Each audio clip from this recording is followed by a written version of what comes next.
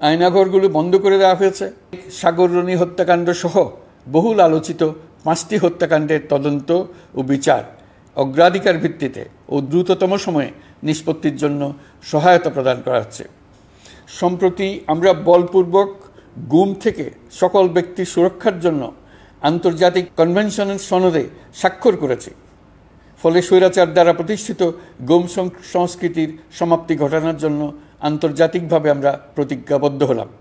এছাড়া আমরা ফ্যাসিবাদ শাসনের 15 বছরে গুমের প্রতিটি ঘটনা তদন্ত করার জন্য পৃথক একটা কমিশন গঠন করছি।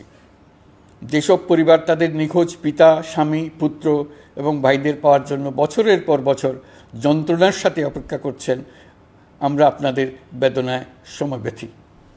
আয়নাঘরগুলো বন্ধ করে দেওয়া হয়েছে এবং সেই সাথে বের হয়ে আসছে ফ্যাসিস্ট হাসিনা সরকারের গুমের শিকার ভাই বোনদের কষ্ট ও যন্ত্রণা গাথা। আমাদের তরুণ প্রজন্মের ভবিষ্যৎ যেন উজ্জ্বল হয়, সেটা নিশ্চিত করতে শিক্ষা ব্যবস্থার দিকে আমাদের পূর্ণ নজর রয়েছে। ইতোমধ্যে প্রথম শ্রেণী থেকে দ্বাদশ শ্রেণী পর্যন্ত বর্তমানের ত্রুটিপূর্ণ শিক্ষাক্রম পরিবর্তন করা হয়েছে। বই সংশোধন ও পরিমার্জনের কাজ শেষ পর্যায়ে আছে। এই সংস্কারের কাজ অব্যাহত থাকবে। বিশ্ববিদ্যালয়সমূহের উচ্চ প্রশাসনিক পদগুলো পূরণ করে শিক্ষা কার্যক্রম স্বাভাবিক করার কাজ দ্রুত গতিতে এগিয়ে চলেছে।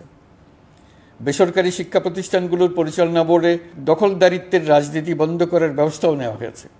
আপনারা নিশ্চয় লক্ষ্য করেছেন, আমাদের প্রথম মাসে দেশের প্রায় সকল বিশ্ববিদ্যালয়ের উপাচার্য এবং উপাচার্য মহোদয়গণ পদত্যাগ করেছেন। উচ্চশিক্ষার ক্ষেত্রে এটা বিরাট শূন্যতার সৃষ্টি করেছে।